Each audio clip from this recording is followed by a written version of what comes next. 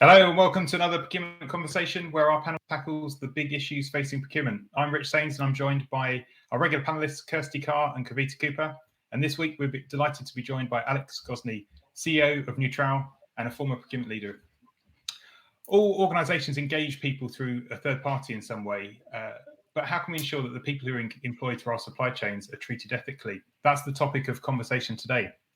Now, as always, do post your questions and comments in the chat. And let us know where you're connecting from today. So, Alex, great to have you on the show. So, for you, what are the components of ethically well-sourced labour, and what are some of the issues that you've seen?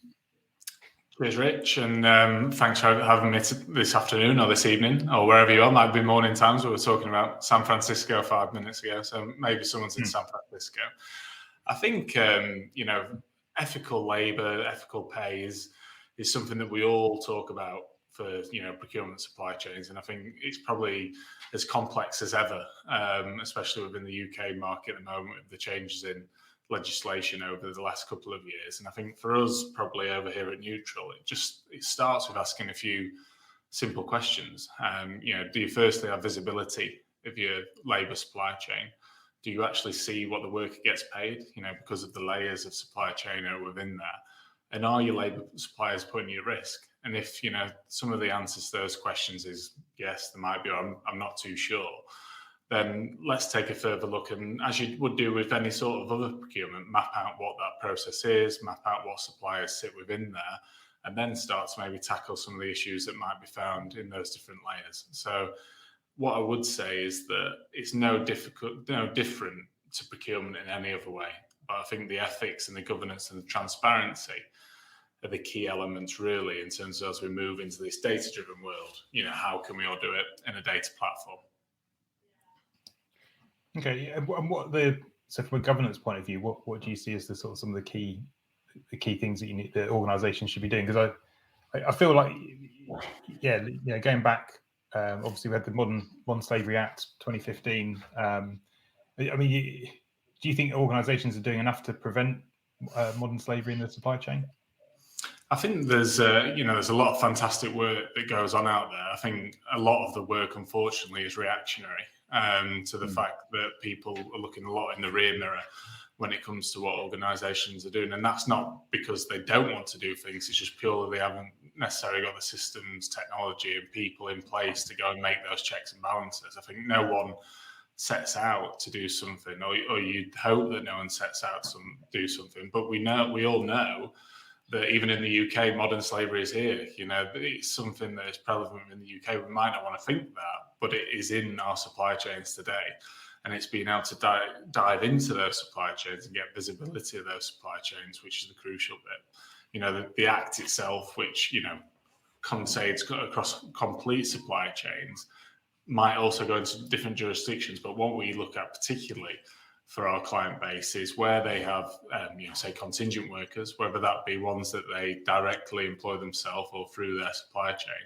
Are they absolutely clear in terms of what the layers are within there, in terms of how the worker's getting paid, how the worker's getting engaged, and is the worker being empowered to actually get paid what they think they should be getting paid? And often the times that what we see is that there's just a bit of confusion, and that confusion is just led from lack of transparency in the supply chain. We find it, like I said, whatever you're procuring, whether you're on the first tier, second tier, third tier, fourth tier, fifth tier, by getting the transparency of who sits in those tiers, you can see if people are acting with integrity and with respect. Modern slavery is no different in this regards, Rich, in terms of by bringing the whole process into a technology, you can get transparency and you can ensure the worker is getting paid as the worker should be getting paid.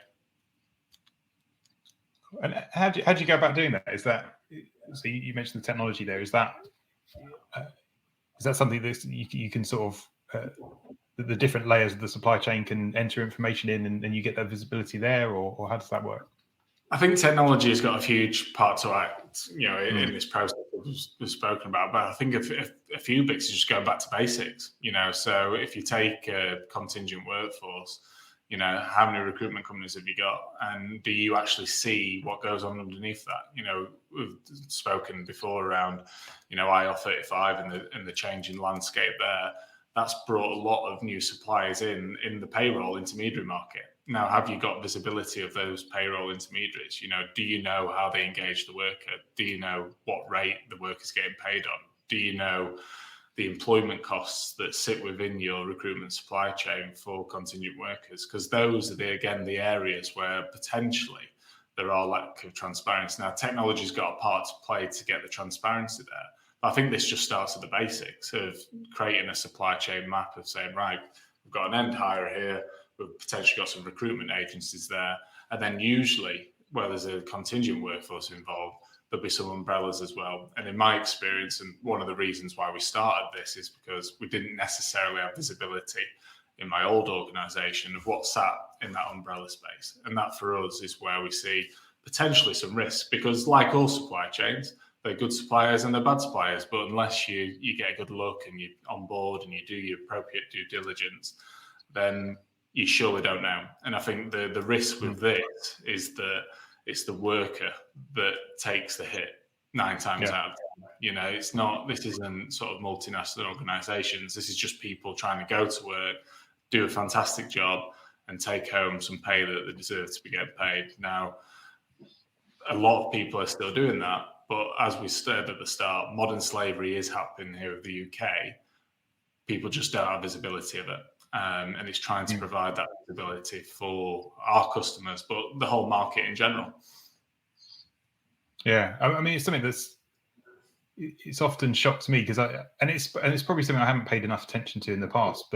And you think it's happening somewhere else, but then I think there was a news report back in the last year, and it was like 10 minutes down the road from where I live, and also I think even a few weeks ago there was another one, sort of 20 minutes down the road. So this isn't something that's happening somewhere else that you don't need to worry about. It is happening in your local area. It's happening in your supply chain. There will be elements of it. I don't think organizations have that real sort of view across everything that's going on. So yeah, it's definitely a big issue.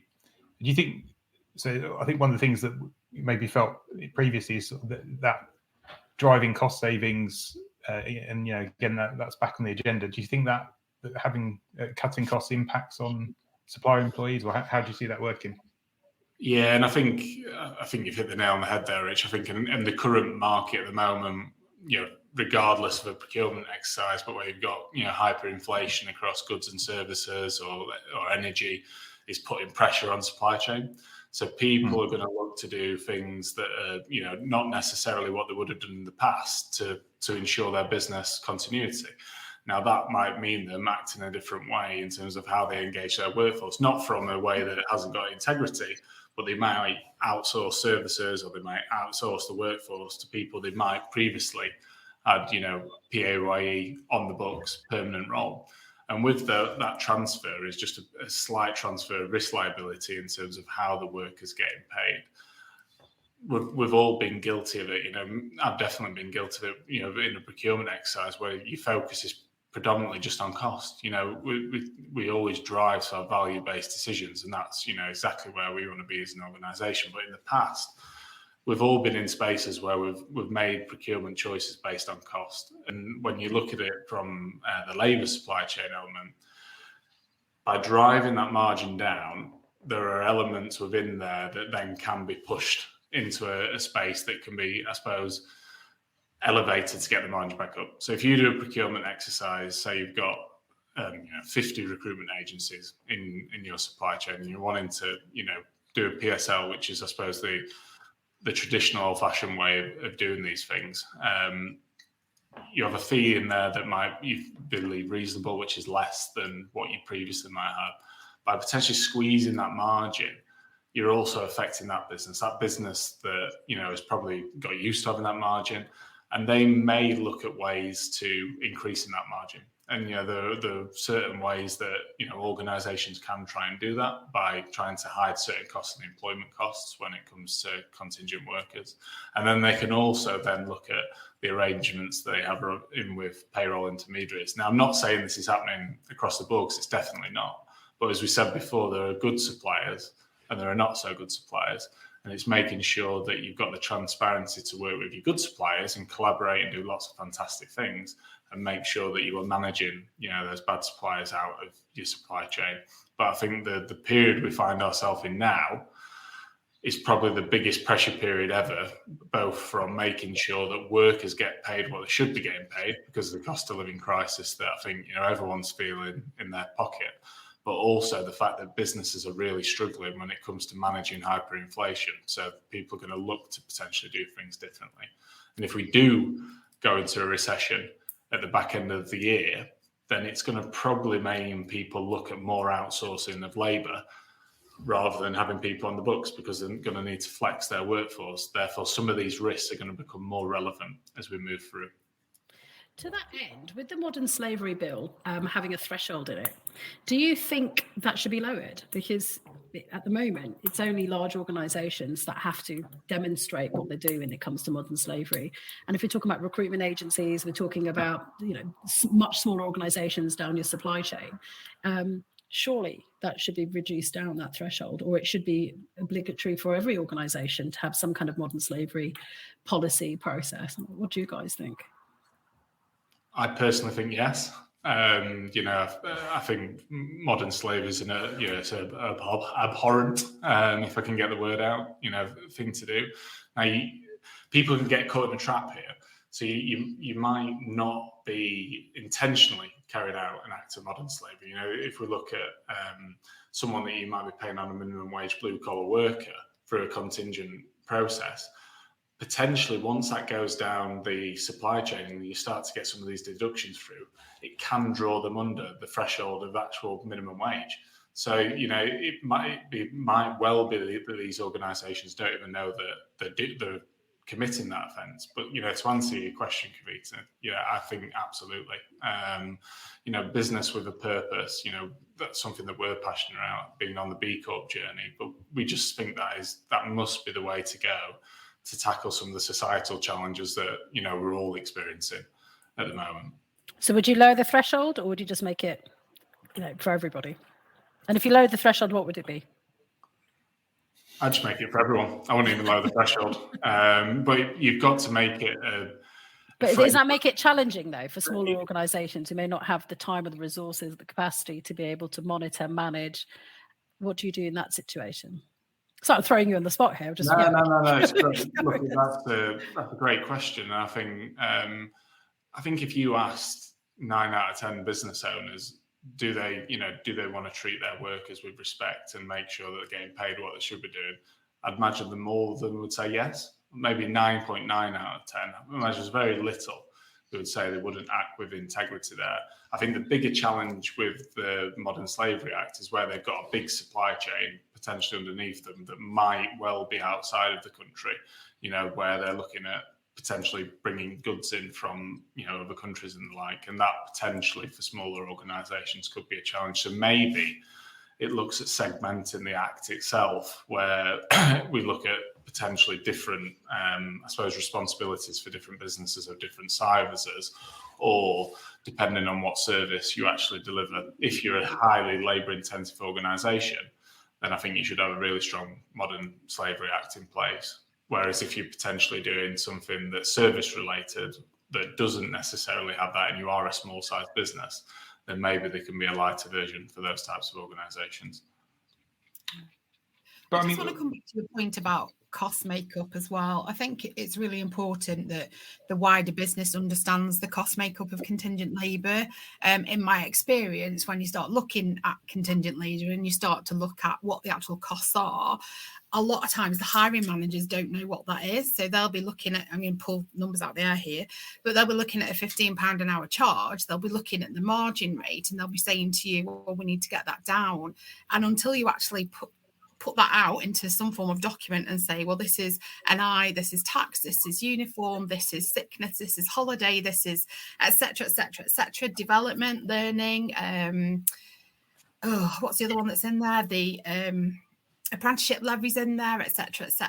And it's an education piece to say to your organisation, okay, we've got contingent labour, this is the makeup, this is what we have to work with. But if we keep squeezing here, this could be the impact down the line. This could be the employee taking away less. So I think your back to basics is really important in understanding what the cost base actually is to start with and where you can and can't flex.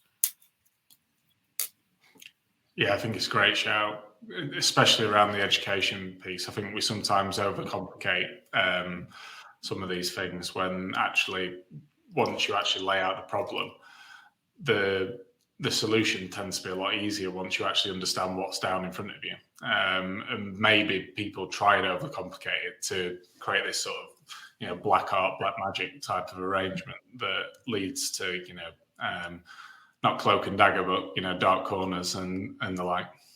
Yeah, poor behaviours. Kavita, you mentioned this threshold for business and the reporting. So my understanding is it's more of just having some policies in place. Is there, is it more that we should be doing more? We should be tracing, like auditing, tracing, seeing what's going on in the supply chain rather than just having a statement that we can. Because absolutely, but I think that increase that. Yeah, I mean, that's legislation. My personal view is that we should be demanding it of our suppliers as well. There should be, it needs to be more than it's, we just have to do it because the government or the law says we have to do it. But I think there has to be technology that supports that as well, because it can be costly. It can be difficult to do. And I think I saw a note from somebody in the chat, and Rich, if you want to bring that up, that talks about potentially blockchain technology helping to support this in the future. So I do think there is a case for technology to be able to enable this and to make it easier, but to capture it as well, and to help make organizations accountable, and then to be able to share that information. I think being able to share that you work with suppliers, or suppliers being able to share with other organizations that they are compliant or they go beyond to ensure that there isn't modern slavery, not just in their organization, but they're in their own supply chain, I think is hugely valuable. And it's something when it comes to procurement processes that we need to look closely at when it comes to scoring or looking at our weightings when we're adjudicating in the tender process. Yeah, 100%. I couldn't agree more with that. I think it's really important that, we use PQQs more. We understand that a code of conduct isn't just a piece of paper that people are signing, that there's actually some weight behind that when we're going out to our suppliers and saying, can you meet our values and standards around this? I really agree with that. And SRM needs to go further. We need to dig down past tier 1s and tier 2s. We need to there's so much that we can be doing. Yes, you're right. There is a cost to that. But I think really the cost it's the human side of the cost that we need to be concerned about, not the cost to our businesses. It's a conversation about values and ethics. It's about people. We need to be more human, and definitely. We need to put place. And it moves constantly, right? Because people's supply chains are constantly moving. So you can't just do the check once and be like, yeah, that's good, they're compliant, everything's fine. As we know, inflation, as you're talking about, hyperinflation is going on. So people are moving suppliers. We know some suppliers are going under.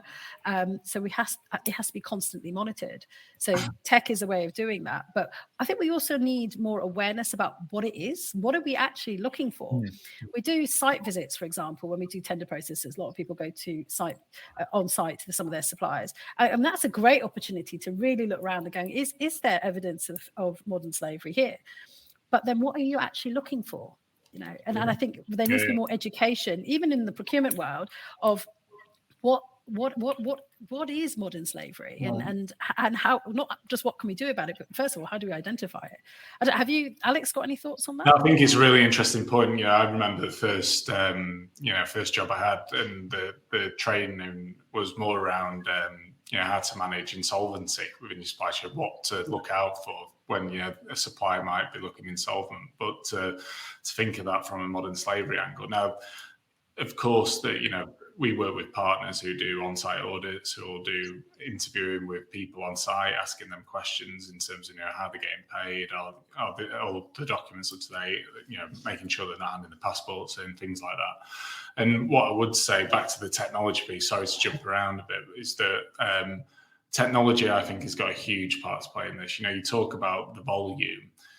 In a past life, we do a dip sample of, say, 30% of pay slips every 6 months, and you completely look in the rear mirror. It's a real small sample size compared to the the people out there.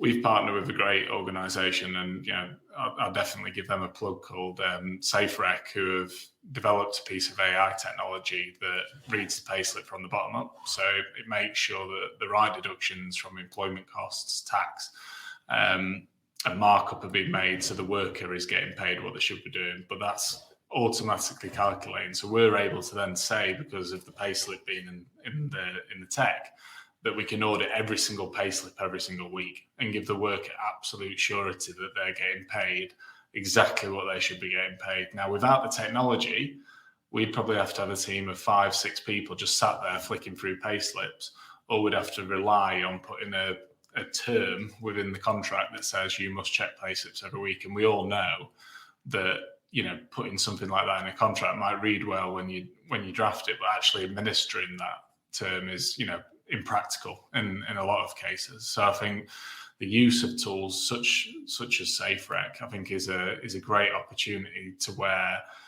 try and do a large chunk of the work. Now, that isn't the silver bullet, because, like you say, that's just looking at one element of modern slavery, which is pay. But it gives, I think, a good indicator then in terms of how potentially some of these other supply chains may operate in terms of the rest of their business and how they engage workers.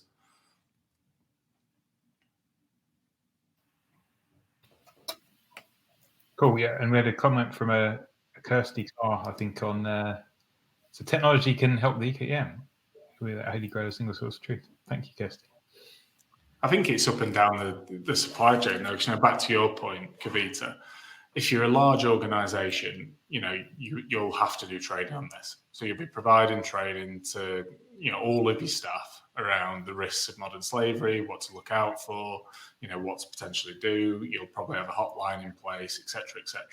I think the risk maybe comes is in the mid-market, in these growth organisations working in high growth sectors that have got fantastic businesses built on some fantastic people and a fantastic product, but the process has not necessarily caught up the business in terms of what checks and balances have necessarily got in place to make sure that their growing business can grow in a way that is ethical and the way that it should be grown. So I think it's how we give them a safe place to be able to, work with different organisations that can do things in the right way to ensure that their growth is sustainable in its own right as well. We've had a comment here so as part of the sort of tender processing, doing that the background check. Is that, do you see, is that a little bit superficial, or is there more that can be done in that area, or is that sort of the approach that you usually take? I think we absolutely do that, and I think it presents a risk profile of the business you're working with. So we ask some specific questions that can paint a picture in terms of how that organisation operates. Would asking that set of questions alone get you around this? Absolutely not. It gets you to a point where you understand the makeup of that business, but without physically either going checking what they're doing within their premises or how they manage their supply chains, or then asking them or carrying out surveillance whilst they're carrying out their work. I think it's a good place to start, and that's where everyone should start. But I think the challenge for lots of organisations is how you carry that through as you're administering these contracts during that contract management phase. But I think, the question's absolutely right. You've got to make sure that the right suppliers are coming on there. One caveat I would put to that is that, we're effectively a startup, so we've been going, a year. That could be a blocker for innovation coming into your supply chain, or it could be a blocker for, diverse suppliers coming into your supply chain that might be bringing new ideas.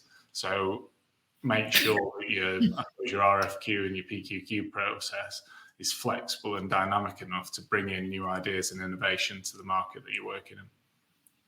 I like what you said about going beyond sort of audit almost, so to going actually physically checking, and I don't know if enough of that happens, and I know there's organizations out there that do that, but I do think there is value in physically seeing it and recording it and going beyond a piece of paper that can be doctored, and we all know that. But then it's also culturally understanding modern slavery around the world and what that looks like.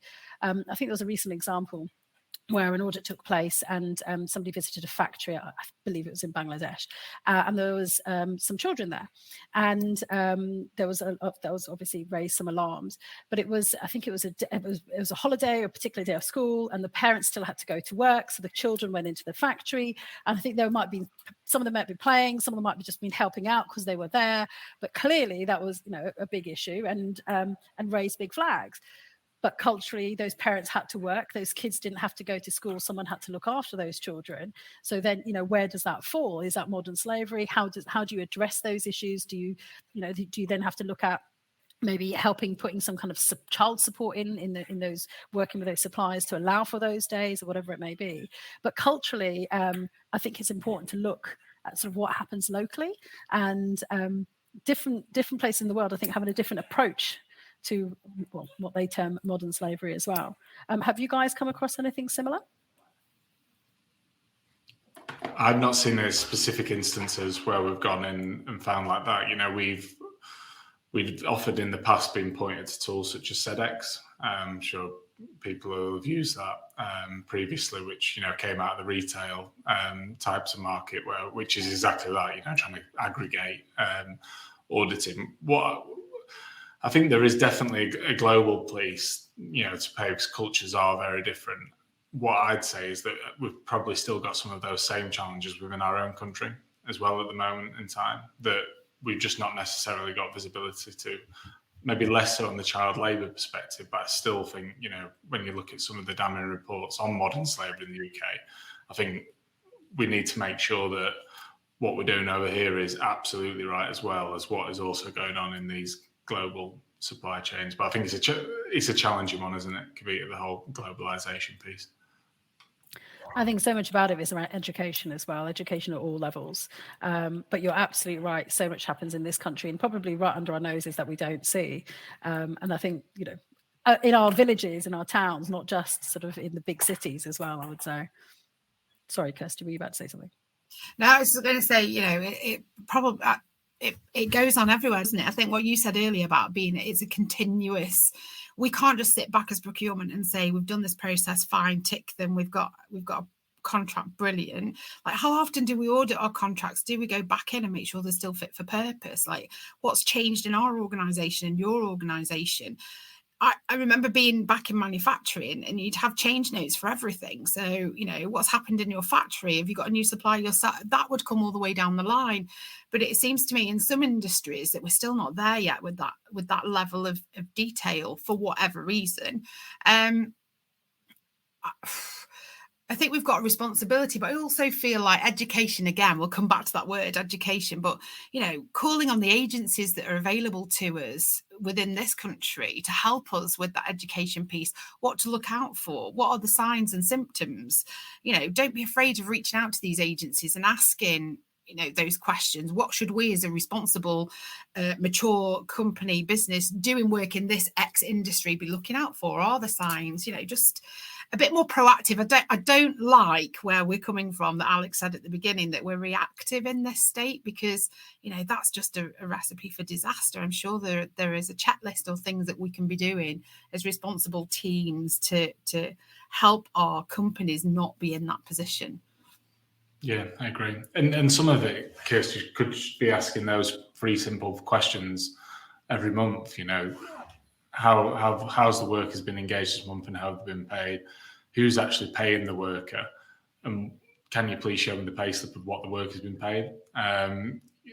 If we just ask those 3 questions constantly, I'm sure we'd get a long way in terms of understanding, A, what is the makeup of our supply chains. So when we do supply chain stuff out, how much of their workforce is contingent and how much of it is perm, because that'll then correlate to potentially some risks that organisations will be taking on. And if we just start to ask some of these simple questions, I think it will start to click, in terms of what the risks are, because, things do, to, Kavita's point, they do move. And I think in the markets we're seeing at the moment, it's going to continually move in terms of how people's business models are made up, in terms of how many staff they have on board and how many staff they have in a contingent space. So by just asking some real basics, and really just back to the SRM piece, building those relationships with the suppliers, but making sure that it is a sort of 360 relationship, that there is some real open questions being asked. It is a relationship. There's one of trust, there's one of data sharing, there's one of absolute empowerment. Again, I reflect back on, my past, and not necessarily would get the trust from our side, the buyer side, and also then that correlate to the supplier thinking, the buyers come in, they're going to want a cost saving, or they're going to want some more from me. So they were hesitant to potentially pass information across, because they're thinking, how are they going to use this against me? So we've got to try and get past those cultural barriers of, try and create some psychological safety in there, that these are collaborative relationships. These are relationships that do work both ways. And by asking some of these simple questions, maybe we can start to build relationships. And to Kavita's point, I think getting out there, going to meet these suppliers, going to see their premises, I think that can only help in building strong relationships that are built on trust and respect from both sides of the party. Because I think it's true that obviously suppliers have a huge part to play in this, but the buying organisation also has a big part to play in it, in terms of the culture they set from day one when they engage with that organisation. So I think there's a lot to be said there in terms of creating the right behaviours down the chain. But that has to come top down, right? The buying behavior is driven by the strategy of the organization. And, if it's related to cost, it doesn't matter how loud you try and bang that drum around certain things like modern slavery, it will come down to cost. So what can be done to start influencing or encouraging senior leaders or business owners, et cetera, to start thinking more about the impacts of modern slavery in their supply chain? I think if you purely look at it from a business perspective, you saw post IR35, the public sector reform, the 5 government bodies got fined 244 million. So, from not engaging people in the right way, there's huge fines. And those fines are only going to start to become more prevalent now in the private sector as people start to understand what IR35 means. The risk for IR35 always goes back to the end engager. So, it passes all the way back to the end hirer. So if you're looking at it as an FD, if you're not managing that down the chain, you can have as much as you want in your contracts as you like. The risk is ultimately going to pass back to you, because are you going to be facilitating that tax evasion? Potentially. It depends how the court's going to read it. So I think there's some big numbers that are going to be coming out. I think we're seeing at the moment, there was a HMRC had a successful court case, I think a couple of weeks ago, where there was an £11 million fine to a payroll intermediary around expenses, where expenses were being wrongly paid. Now that at the moment sitting with the payroll intermediary, but some of these fines, when you purely look at it from both a reputational point of view in terms of the client being able to secure work, but also a cost perspective, the penny must start to drop as some of these things do start to come through in terms of the courts. Because I think a lot of the time, until there is a court case, people will say, they're not doing anything about it. There's not been a court case doing. They might have different legal views within their own organisations. But I think from, some of the tax perspectives within the UK, I think we're starting to see a change in tack from the HMRC in terms of how they're approaching it. And I think they've worded the legislation very smartly. In the end engager, especially from an IR35 perspective, is on the hook. So it's not the agency, it's not the payroll intermediary. This is the end hirer. So if you're unsure what's going on in your contingent workforce, or you think you know what's going on, but you've not actually checked what's going on, then you could be holding some of that risk yourself. See, there's a comment from Sheldon. Rich, if you want to pop that up. Yeah. So about whistleblowing increasing along with the increasing legislation. Yeah, and I guess access to social media. There's definitely increased risks for organisations not knowing what's going on in their supply chain, sourcing out of sort of low cost centres, and that can quite easily blow up on social media, because there is a sort of an understanding of who people are working for ultimately, and they know that if they're through social media they're able to reach those organisations. So I think from a risk point of view, it's definitely going up the risk levels, isn't it? Yeah, and also, purely from if you look at this purely from a talent attraction perspective, people, the literature is clear at the moment that people want to work for organisations who have a strong purpose. Now, if you can clearly communicate to the talent you're trying to bring into these organisations the purpose you have, whether it be through the activities that you make to dissolve the risk of modern slavery or what you're doing from a social value perspective, then you're going to try and get the best talent to join your organisation as well, which should bring you more innovation, more profit, etc., etc., etc. I think Sheldon makes, some fantastic points. Surveillance in the world that we're in now, there's no reason why it can't be constant surveillance. There is no reason why it has to be an ad hoc audit every 3, 6, 9, 12 months that checks EQQ. The technologies are out there in all the markets that we work in to do those things, whether it's financial, whether it's criminal, whatever it might be. The technologies are there to support procurement organisations and do that. Again, it comes down to the individual company's appetite for investment or their risk, their risk profile. Yeah, absolutely. Exactly. And I think there is investment is actually key, Kirsty. How much investment going to make, and with so many different priorities going on at the moment, what are they measuring their risk? And when it comes to investment, there's only so much money to go around. Where are they prioritizing? And actually, is this big enough of a threat to them and a concern to them, and for them to actually do something about it? And I wonder within the larger organizations how much it is, and actually how much of it is just a box ticking exercise. And that's why I was quite interested with the threshold as well. Would small organizations, or you're talking about B Corp organizations who obviously are hopefully at the forefront of doing something good and be purposeful, how much engagement they have and how much they can influence change. And be change makers, and I wonder how much that's really happening in these bigger organizations.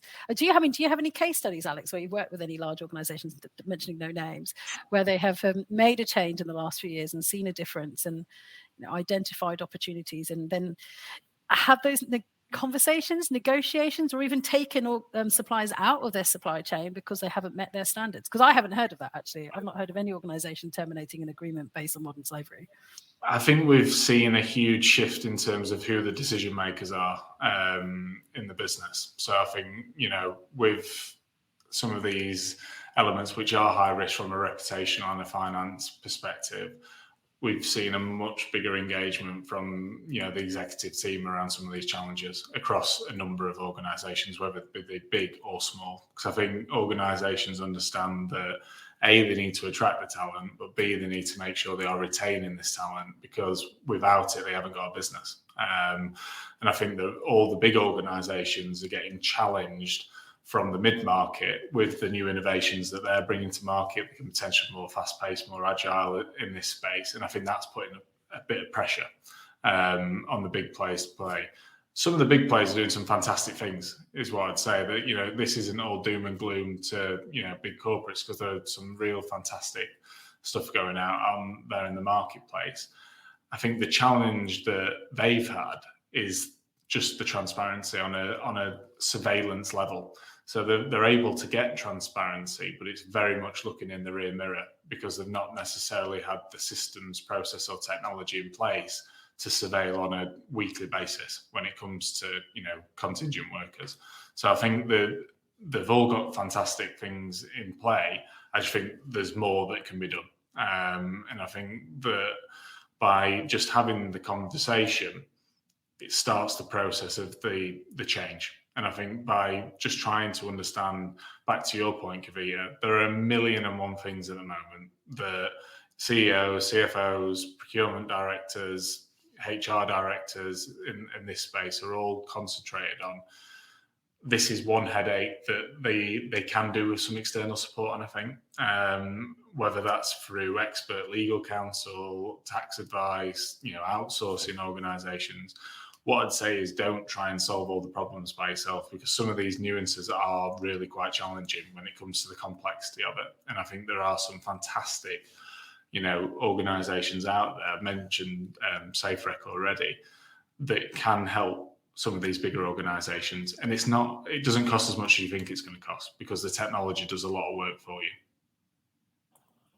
Actually, talking about smaller players and bigger players, Sheldon's come up with another comment. I don't know if you want to share that one, Rich. Yeah, it's a great point, isn't it? I think so. And it was a point I was going to make around wealthy organisations are offshoring and they're outsourcing production. Obviously, there's cost benefits behind that, but there needs to be investment that goes along with it. Especially, Kavita, as you said, your example earlier, making sure there's the right levels of childcare.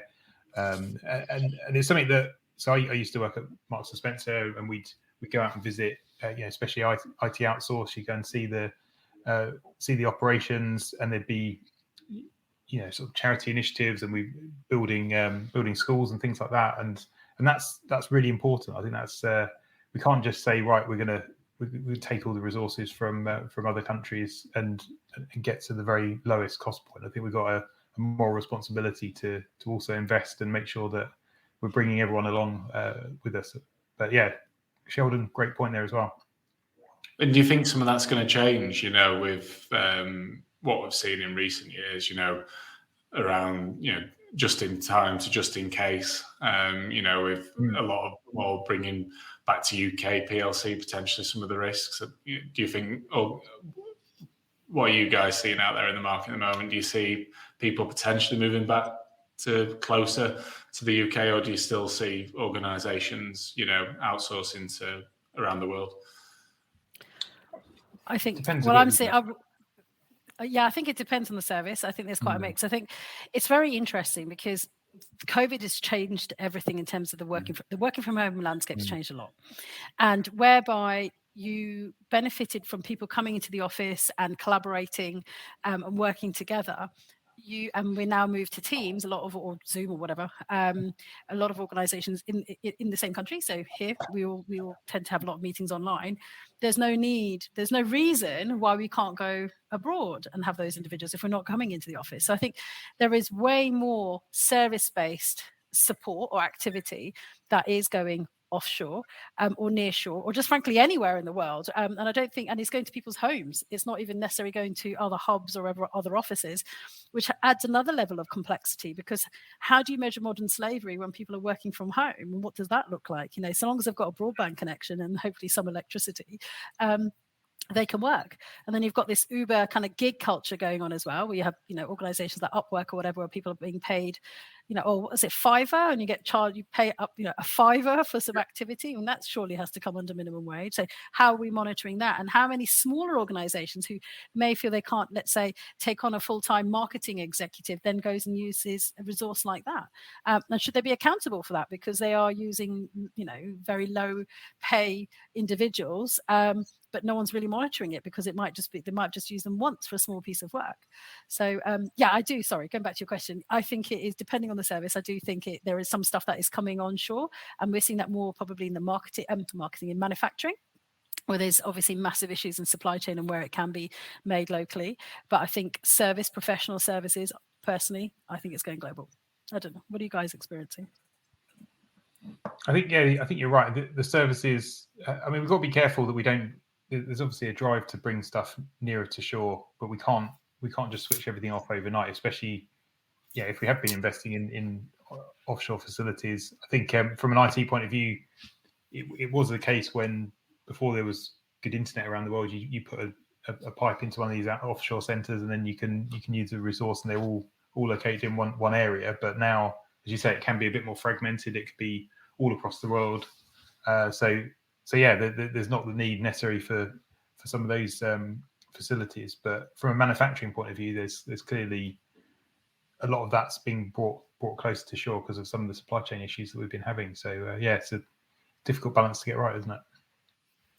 Yeah, it's definitely talent. I think for services, it's definitely talent over location, because you want to be able to have the best people working within your organization wherever they are. But things that need physical processes, machinery, equipment, etc., that's going to be very difficult to onshore without massive interruption to your production from a manufacturing perspective. But it's interesting what you say about the use of Fiverr and agencies like that, because for small businesses, that's going to be where they're going to go, because they don't have the scale or the finance to do something else at the very beginning of their business journey. So I guess it comes back to that due diligence piece, isn't it? It's our responsibility as business owners to make sure that we're behaving in a way that aligns with our morals and values, and that we're acting within the realms of legislation and the law. So, or maybe technology, if platforms like Fiverr or others sort of said, look, well, actually, this is what we would expect. This is a good level of pay, and then you make the decision by saying this is what we would expect to pay for this kind of work, just so that your moral compass kicks in a little bit, and you can make the decision, well, actually, I'm just going to pay a $5 for 3 days worth of work, or actually, I want to pay what it's worth. And I do agree, it's difficult for small businesses. Sorry? I've looked on Fiverr, and not every service is a $5, so let's be No. Lots and lots of money, but no, there's lots and lots. I think you're right. It's like it's about sharing your rate cards, isn't it? What's the benchmark for that kind of activity? What would you be paying if you were getting somebody in the UK to do that for you? Okay, so what's the cost of somebody in the Philippines doing that for you? So let's look at what the average rate of pay is in the Philippines for that role, etc., etc. It's about being a bit more savvy, a bit more involved in what you're spending your money on, I guess. Yeah. But it's difficult, we're all small business owners, and it is challenging because when you've only got a small pot of money and you've got to make those difficult decisions. And I would say all of us are ethically driven. I would hope all of us are anyway. So we want to make the right decision. But I think it would help if tech made it even easier, and then monitored it. It would be great if some of these gig type platforms actually then gave reports. This is how much people pay for different kinds of services. That would be fantastic. And that would certainly help the drive. I don't know, Alex, does your platform do anything similar? No, but I don't know the organisation really well, but I follow them really avidly, on LinkedIn and some of their press and organisation in the States called Oyster, which is all around the remote work piece. But they, back to the Fiverr thing, they tried to flip it on its head. So why do you pay, $60K a year for an Android developer within the UK, but you pay $6,000 for one in India? They're trying to say we should have a level playing field globally, and they're trying to do that through accessing through remote work. So I think that, I'm really interested to see how they go. In terms of what we do from our organisational point of view, like I said, we make sure we're auditing every single payslip every single week to make sure that A, the right tax is being deducted, but B, the workers getting paid what they should be getting paid, because I think that's really important. And I think it's also important from an education perspective, because sometimes you think, contingent workers are getting paid more than what potentially people on perm on. But when you actually boil it down, the differences are, very marginal in a lot of instances. And I think having that awareness can also breed better team cultures within organisations as well, because we've always been there where there's potential resentment that, there's a contractor earning, X, the perm's earning Y. I think when you actually understand what they're taking home, I think the resentment would be, boiled down to a much smaller amount. And I think we're definitely seeing a lifestyle potential switch, not just in the younger generation, is what I'd say, in terms of people wanting that more flexibility, wanting to be a contractor, the gig economy and the like, and wanting to see that they can work for different organisations and get different experiences doing that. I think the power that we've got within the organisation at the moment is that we're able to make sure that they're getting paid to the penny what they should be getting paid, and the HMRC are receiving the tax that they should be getting as well, which I think is another, key point, because until I really dove into the detail on this, there are a number of different pay models within each jurisdiction. So there is PAYE and PAYE umbrella, but there are different models within PAYE umbrella that are high, medium and low risk. So, if you think you're paying PAYE umbrella, do you know which model PAYE umbrella you're paying? Or if you think you're paying outside IR35 to a PSC or limited company, Do you know what pay model that's going down to that organisation? And I think it's until you dive into that detail, you don't truly understand some of the risks that you're opening your business up to when it comes to, tax fraud and tax exploitation, really. And that is exactly where we look to try and aim a lot of our time, is providing that governance and compliance to make sure our customers have got absolute comfort in terms of how they engage, retain, and pay their contingent workforce. Great. Right. Well, I think we've reached time, but Alex, thanks for joining today. Thank you. Everyone, good to have you on. And everyone, make sure you like and share, and do check the Procurement Conversation podcast on all good podcast platforms. Until next time, see you later.